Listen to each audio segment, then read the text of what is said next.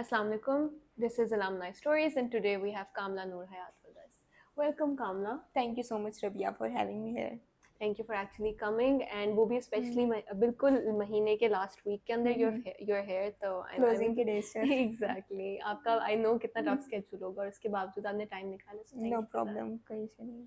So Kamla, आप मुझे थोड़ा सा बताएं कि where did your journey in the field of finance started actually? आपने कहाँ decide किया कि यहाँ से मैंने medical से मैंने CA में आना है?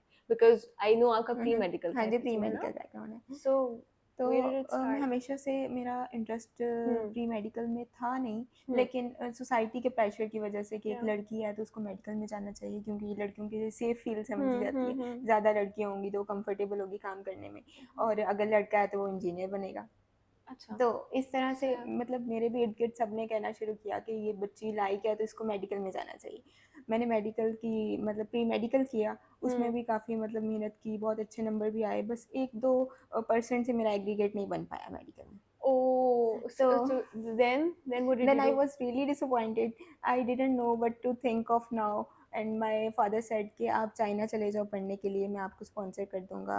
अपना bachelor's. हाँ, अपना MBBS करने के लिए आप चाइना चले जाओ. Okay. देन आई थॉट कि मैं अकेले तो चाइना में रहना और मतलब कि आउट ऑफ कंट्री जाना मेरे लिए बहुत मुश्किल, और मैं एक बेटी हूँ, तो मेरी मदर भी इस पे मुझे अलाउ नहीं कर रही थी कि आप अकेले हम एक ही बेटी को बाहर भेज दें. यार जनरली यही होता है नो कि बहुत मुश्किल हो जाता है कि fathers are like that. So your father was a very supportive figure in that. मेरे फादर बहुत ज़्यादा सपोर्टिव हैं, मेरी मदर को भी बहुत सपोर्ट करते हैं हर मामले में, और मुझे भी बहुत सपोर्ट करते हैं. उनका माइंडसेट ऐसा नहीं है कि ये लड़की है तो इसको अपॉर्चुनिटी ज़्यादा नहीं देनी चाहिए या फिर इसको आज़ादी नहीं देनी चाहिए. He really trust me a lot, और वो मुझे मतलब हर चीज़ की परमिशन आराम से दे देते हैं. तो आई एम इज लाडली मतलब वो हर बात मान लेते हैं मेरे. तो मेरे भाई ने मुझे कहा कि आप सोचो कि आपको क्या करना चाहिए. मेरे सबसे बड़े भाई हैं नुमान, उन्होंने मुझे कहा कि आप सोचो कि आपको किस फील्ड में जाना है और किस फील्ड में जाना है. तो मैंने सोचा कि अगर मैं मेडिकल नहीं करूँगी MBBS, तो मुझे मेडिकल से रिलेटेड और किसी फील्ड में नहीं जाना, क्योंकि सारी ज़िंदगी मैं सोचती रहूँगी मेरे पास वाइट कोट तो है लेकिन मैं MBBS नहीं हूँ. तो फिर मैंने सर्च करना शुरू की, और एक दिन मैं ऐसे नमाज़ पढ़ रही थी तो मेरे माइंड में ख्याल आया कि why not CA, I should go for CA. ख्याल कैसे आया? Like out of nowhere random किसी दोस्त को मिले या फिर actually I know some people जो कि CA में थे, और वो अभी उनका कैफ चल रहा था, लेकिन मुझे उस फील्ड का थोड़ा बहुत आइडिया था. तो मैंने सोचा कि why not I should do CA. मैंने सारी सर्च वगैरह की. Then I came to know that this is a very rewarding profession. No doubt आपकी मेहनत लगती है, then it is very equivalent to MBBS, या MBBS से ऊपर ही है. तो आई थॉट कि इन व्हाट सेंस, लाइक अगर मैं दोनों को कंपैरिजन करूं तो मेरे लिए तो ये बहुत मुख्तलिफ फील्ड्स हैं. एक बिल्कुल फाइनेंस है, इट इज़ यू नो उसमें इमोशन का बहुत कम वो है लेवल, एंड दूसरी तरफ MBBS है एंड यू नो मेडिकल की फील्ड है, you are a doctor, you are dealing with patients, तो बहुत डिफरेंट चीज़ें दोनों. I just always wanted to be in a field जो कि एक वेरी डोमिनेटिंग फील्ड हो, और जो कि एक रिवॉर्डिंग हो इन अ प्रोफेशन में आगे, जिसमें आपका करियर सिक्योर हो, और जिसमें आपको हो कि मैंने ये कर ली है डिग्री तो इट्स गोना वर्थ इट. मुझे इसके बाद इसका रिवॉर्ड मिलेगा सारी ज़िंदगी अगर मैंने एक मरतबा ये चीज़ आपने क्लियर कर ली है. तो मैंने इसलिए फिर CA को चूज़ किया. उसमें मैंने CA से रिलेटेड अपनी काफ़ी वीडियोस देखी, काफ़ी मेंटोर्स को सुना, उन्होंने बहुत गाइड किया, 1-2 लोगों से काउंसलिंग भी ली कि इसमें क्या क्या चीज़ें होती हैं, कैसे कैसे पढ़ना होता है. तो देन आई चूज़ CA. अच्छा, so I have a question here कि rewarding, what do you define as a reward in your field? Like अगर मैं ये बात पूछूं आपसे तो आपके नज़दीक क्या है? रिवॉर्ड काफ़ी किस्मों का है. एक रिस्पेक्ट के हिसाब से कि उसमें it's very respectable profession as well. Reward in sense of money as well. There are multiple options after doing CA. You can do your own business. You can be a CFO. You can be a CEO of some company. And you can do stock marketing stuff like that. और आप अपनी खुद की services भी दे सकती हैं, आप अपनी फर्म भी बना सकती हैं. जब मैंने कंपैरिजन किया दोनों फील्ड्स का कि MBBS में आपको मतलब बहुत ज़्यादा ओवरवर्क करना पड़ता है, रात को भी आप 3 बजे सो रहे हैं तो आपको कॉल आ गई तो आपको जाना ही जाना है उसके लिए. और जो हमारी फील्ड है उसमें जब आपके क्लोजिंग के डेज आपको वहाँ तब आपको क्लाइंट क्लोज करने के लिए तब आपने करनी है, और बाकी नॉर्मल डेज में इट्स 9 to 6 जॉब. ओके, मतलब बहुत ज़्यादा कोई हेक्टिक नहीं है। It gives you a work life balance as well थोड़ा यस, सा। इट गिव्स ठीक है, यू। इन योर सेंस, ठीक है, इट मेक सेंस परफेक्टली। तो अब आपने कैफ क्वालिफाई कर लिया, now you actually moving towards finding your articleship. Okay. उसमें जब आपको टाइम पीरियड था, it's such a stressful period, क्योंकि मुझे याद है मेरे अपने fellows were going through this time and they were so stressed out. अभी भी बहुत सारे बच्चे हैं जिन्होंने कैफ क्वालिफाई कर लिया and they struggling to find interview देने में, इंटरव्यू तो दे लेते हैं but then they are unable to like get the placement. तो ओके। ये पूरा जो पीरियड है, कैन यू जस्ट एक्सप्रेस कि क्या फीलिंग होती है, किस तरीके से मैनेज होता है, कौन से स्किल सेट्स होते हैं जो रिक्वायर्ड होते हैं? अच्छा, मैं इसमें कहना चाहूँगी कि शुरू में तो इंसान बहुत एक्साइटेड होता है कि आपका कैफ हो गया, आप बहुत खुश होते हो। लेकिन 3-4 दिन के बाद जब आपको रियलिटी पता चलती है कि अब आपने आर्टिकल्स ढूँढना है और ये सबसे मेजर टास्क है। उसके अलावा आप कुछ नहीं, मतलब क्वालिफ़ाई नहीं कर सकते सीए उसके अलावा। अच्छा, तो वो एक बहुत एक स्ट्रगलिंग पीरियड होता है। आप मल्टीपल फर्म्स में जाते हो, वहाँ पे सीवीज़ वगैरह देते हो और बहुत सारे बच्चे मैंने देखे हैं बहुत डिसअपॉइंटेड हो जाते हैं। लेट्स सपोज़ एक इंटरव्यू में रिजेक्शन आया, उसके बाद बहुत डिसअपॉइंटेड हो गए, दूसरे इंटरव्यू में उस एनर्जी से नहीं जाते। लेकिन मुझे लगता है कि आपने जो पहले इंटरव्यू में गलतियाँ की हैं, आपको लिस्ट डाउन करनी चाहिए कि मैंने ये मिस्टेक्स की। मुझे आपको उन पे रिफ्लेक्ट करना चाहिए कि मुझे इंटरव्यू में किस वजह से, उनसे आप फीडबैक भी मांग सकते हो कि मेरा इस इंटरव्यू का क्या फीडबैक था। तो उससे भी आप बहुत क्लैरिटी मिल जाएगी कि मुझे अपने नेक्स्ट इंटरव्यूज़ में ये गलतियाँ नहीं करनी। राइट, और सेकेंडली, आपको उस टाइम ड्यूरेशन में सिर्फ इंटरव्यूज़ के लिए प्रिपेयर करना नहीं चाहिए, आपको अपनी टेक्निकल स्किल्स पे भी साथ साथ काम करना चाहिए, कम्युनिकेशन स्किल्स पे। आप मल्टीपल कोर्सेज कर सकते हैं इस तरह के, कुछ फेलोशिप्स ज्वाइन कर सकते हैं जिसमें आपकी कम्युनिकेशन स्किल्स बेहतर हों, जिस पे इंटरपर्सनल स्किल्स बेहतर हों, दूसरों के साथ कनेक्ट करने की, टीम बिल्डिंग की, टीम वर्किंग, वो सारी चीज़ें चेक कर रहे होते हैं कि इस बंदे में क्या इतना पोटेंशियल है कि ये हमारी फर्म को रिप्रेजेंट कर सकता है in front of our clients. Right, तो ये थिंग बहुत इंपॉर्टेंट है ये चीज़। तो मैंने अपने उस टाइम ड्यूरेशन में अमल फेलोशिप की और right. It was such a relief. मेरे सैटरडे और संडे बेस्ट टाइम होता था मेरे पूरे वीक का, क्योंकि I used to enjoy a lot. मैंने बहुत इसको एक एज़ अ कोई कोर्स समझ के नहीं किया, मैंने इसको एक अपना प्रोग्रेस समझ के इसको किया और इसमें मैंने बहुत ज़्यादा इस टाइम में एंजॉय किया और बहुत सारी चीज़ें सीखी। जैसे कि आपको टीम वर्क इसमें आ जाता है कि आप एक ग्रुप्स में काम कर रहे हो, उसमें मल्टीपल पीपल हैं, डिफरेंट पर्सनैलिटीज़ हैं सबकी। आपको पता चल जाता है आपने किस तरह से लोगों को हैंडल करना है। इन फ्यूचर जब आप जाते हो किसी भी जॉब में, वहाँ पे आप जैसे लोग नहीं होते हर जगह, आप वहाँ पे मल्टीपल लोग होते हैं आई हर थिंक तरह ये के। वाली चीज सबसे पहले हम हुँ, बता रहे होते हैं कि guys you need hmm, to understand there going to be hmm, different kinds of different people. Kind of. उनकी नेचर डिफरेंट है, हुँ, कोई ज्यादा काम करेगा, कोई कम हुँ, करेगा, और इस तरह ही जॉब मार्केट इस में तरह है। की जॉब है। So you went to give interviews hmm, hmm, और big four is hmm, like hmm, the top priority hmm, कि हुँ, इनके अंदर किसी तरह चले हुँ, जाएं हुँ। हम। ऐसा था? या दैट ऐसा ही वाज था? माय टॉप प्रायोरिटी कि मेरा जब से मैंने सीए स्टार्ट किया था मेरा यही गोल था हम्म, कि मैंने बिग फोर में जाना है। लेकिन कैसे जाना है मेरे पास कोई एज सच प्लान नहीं था, लेकिन आई यूज टू थिंक कि मैंने यहीं पर ही जाना है।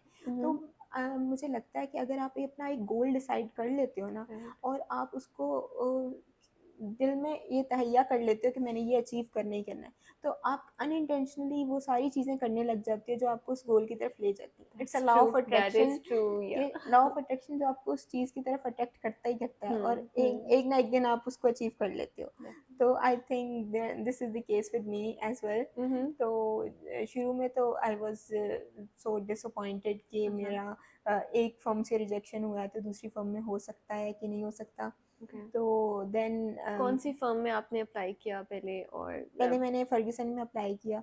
मेरा वहाँ पे रिटन टेस्ट क्लियर हो गया, मेरा ओके, फर्स्ट इंटरव्यू हो गया हाँ, और सेकंड इंटरव्यू के बाद आई गॉट रिजेक्टेड। ओह, पार्टनर इंटरव्यू के बाद that. so there was the first interview as well and then the second interview. Then So second. what did you realize, what did not go well? क्या चीज़ें थी जो interview में ऐसा लगता है कि सही नहीं गई थी? I guess I got confused at that time अच्छा, और थोड़ा सा my confidence was shattered at that time. तो मुझे लगता है कि इस वजह से आई गॉट रिजेक्टेड।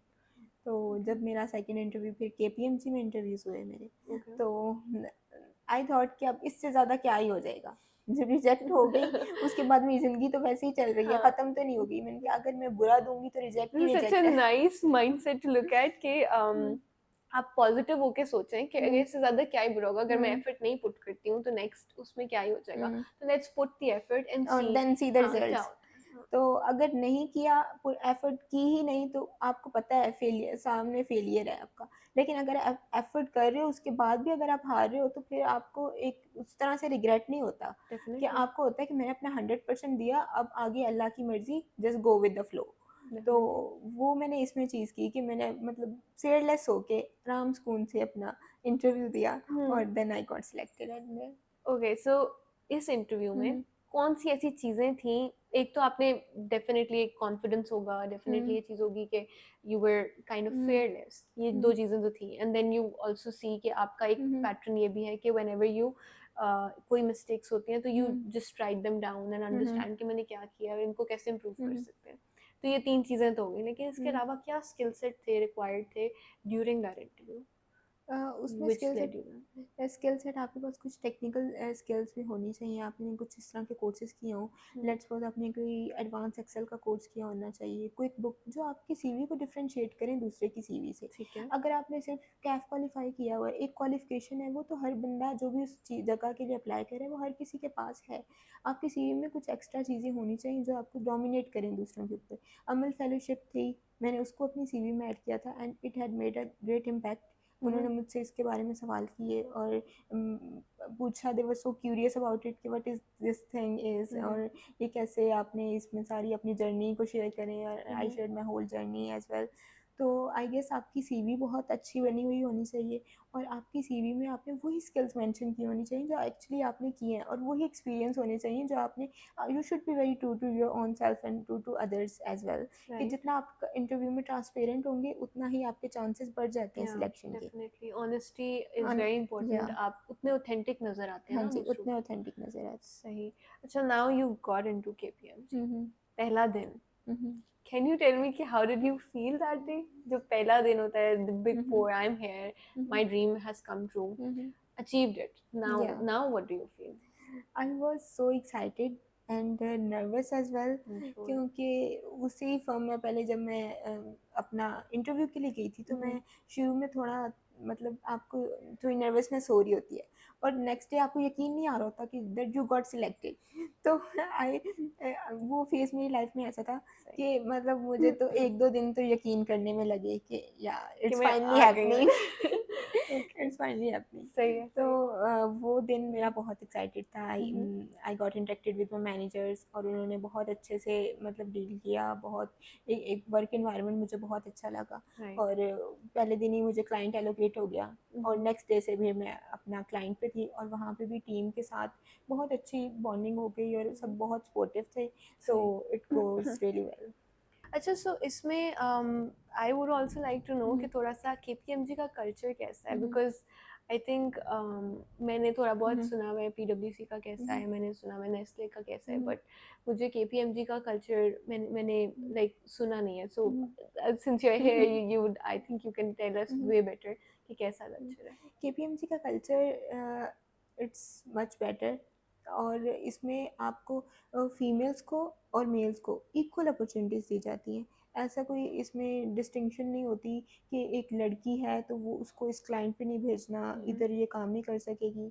तो दोनों को इक्वल अपॉर्चुनिटीज़ दी जाती हैं, और वहाँ पे वर्क एथिक्स बहुत ज़्यादा स्ट्रॉन्ग है, और आपस में टीम वर्क, टीम बिल्डिंग, और बहुत ओपन कम्युनिकेशन वाला एनवायरनमेंट है। कि ठीक है। आपको किसी की भी बात बुरी लगी, अगर आपके मैनेजर ने भी आपको इस तरह की कोई बात कह दी है जो आपको नहीं अच्छी लगी, या फिर उन्होंने कोई मिसबिहेव कर दिया किसी के साथ, अव्वल तो ऐसा होता नहीं है, लेकिन इन केस अगर हो जाए तो आप उस चीज़ को रिपोर्ट कर सकते हो, और उसके खिलाफ एक्शन भी लिया जाता है।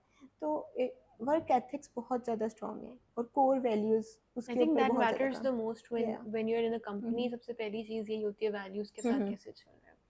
Interesting, nice. अच्छा मुझे आपने कामना ये बताना है अब, यानी we're coming towards the end. या I just want to know कि since there are so many advancement, हम लोग की जैसे future change भी हो रहा है, you can see कि career paths भी बहुत ज़्यादा different हो रहे हैं, some are very traditional, some are very untraditional, बिल्कुल ही different directions में जा रहे हैं। That is also because AI भी आ गया या in the picture. That is also because के अब इतनी ज़्यादा fields पे आ गए हैं, there is a lot of you know options out there. अब वो medical या सिर्फ finance ये नहीं है, तो how do you feel that changes the field of CA and how does hmm that affect your field? और कोई हम्म फ्यूचर में चेंजेस नज़र आ रही हैं इस तरह की? आई गेस एआई की वजह से नो डाउट बहुत सारी चेंजेस आई हैं, और AI is actually helping us to do our work in a better way. Okay. AI की वजह से आपकी बहुत सारी चीज़ें, आपको जो मोनोटनस नेचर की वर्क होते हैं वो आपके रिमोटली हो सकते हैं, जैसे कि बुक कीपिंग वगैरह की सर्विसेज वगैरह होती हैं, वो कोई भी एक चैट बॉट हो गया या फिर कोई भी इस तरह की चीज़ होगी So एआई से। अगर इधर I would like to ask you कि अब जैसे बुक कीपिंग की हम्म सर्विस जो है आप लोग एज अ ह्यूमन प्रोवाइड कर रहे हम्म होते हैं, right, in hmm your firms. Now, do you think so that's going to completely be removed in the future, let's say 5 years or 10 hmm years down the line? No, I don't think so that it will be completely remove, because कि कि वो आपको AI नहीं कर सकता? आप वो AI कर सकता है। एआई से रिलेटेड टूल्स जैसे ईआरपी, हम्म सैप हो गया, क्विक बुक्स हो गया, इस तरह के ऐसे टूल्स, लेकिन उस चीज़ को भी उस टूल तक लेके जाने के लिए भी एक ह्यूमन रिसोर्स की ज़रूरत पड़ती है। हम्म तो आई गेस ये आपको कम्प्लीटली रिप्लेस नहीं कर सकता चार्टर्ड अकाउंटेंट्स हम्म. को, लेकिन चार्टर्ड अकाउंटेंट्स के रोल इसमें अब थोड़े वेरी कर जाएंगे। आपको जैसे? ज़्यादातर, जैसे कि आपको एनालिसिस वगैरह करना, हम्म. रिपोर्ट के ऊपर ओपिनियन देना, इस तरह की चीज़ें जो एक्सपर्ट लेवल की, जो एक जिसमें ह्यूमन की जजमेंट इन्वॉल्व होना बहुत ज़रूरी है। Risk assessment, just like you are exactly. Going to a client, you are going to audit a client, जिसमें अपने रिस्क को असेस करना है, मटीरियलिटी कितनी होनी चाहिए, थ्रेश होल्ड कितना सेट करना है, ये सारी चीज़ें जिसमें ह्यूमन की जजमेंट बहुत ज़्यादा इन्वॉल्व होती है। राइट. तो make sense. I guess AI will actually help us to do our work in a better way. Okay, more और एफिशिएंटली, बट एनालिसिस आपका स्ट्रांग होना बहुत ज़रूरी है इसमें. those chartered accountants who will have the knowledge of AI will progress more as compared to those who will only restricted to the old thoughts and the can old you ideas. Can you give some examples of Mm-hmm. Some tools, AI tools, जो चीज़ें अभी I think fresh students को learn करनी शुरू कर Mm-hmm. देनी चाहिए? I guess data analytics ये चीज़ है जो कि हर इंसान को ज़रूर आनी चाहिए। फिनटेक, पाइथन वगैरह, ये सारी लैंग्वेजेस, क्योंकि ये आपको बहुत ज़्यादा हेल्प करती हैं डाटा एनालिसिस करने में। आपको एक बहुत ज़्यादा डाटा है उसको समराइज़ करके एक अपने क्लाइंट को शो करने के, प्रेजेंट करने में बहुत ज़्यादा ये टूल्स हेल्प करते हैं। और इसके अलावा हमारा आई कैप, जो हमारी रेगुलेटिंग बॉडी है CS की, ICAP ने भी इस तरह के कोर्सेज लॉन्च किए हैं, फिनटेक, डाटा एनालिटिक्स, और in future there will be a course of AI driven path as well for the chartered accountants, ठीक तो है, इट विल अच्छा. Really help us to grow further. Kamla, this was such a nice conversation, getting to know your journey, and it was really inspiring for me. And I think काफ़ी knowledgeable भी था. कुछ चीज़ें ऐसी थी जो मुझे लगता था कि मुझे सीए के फील्ड के बारे में कुछ पता भी है, but I think I got to know way more. And I am sure जो ऑडियंस हैं जिनको इंटरेस्ट है सीए के अंदर और जिनका फाइनेंस में है या जिनका नहीं भी, I feel like they will be learning a lot from that. Yeah, thank you for coming thank today, you so and much. yeah, thank you for your time. Thank you so much.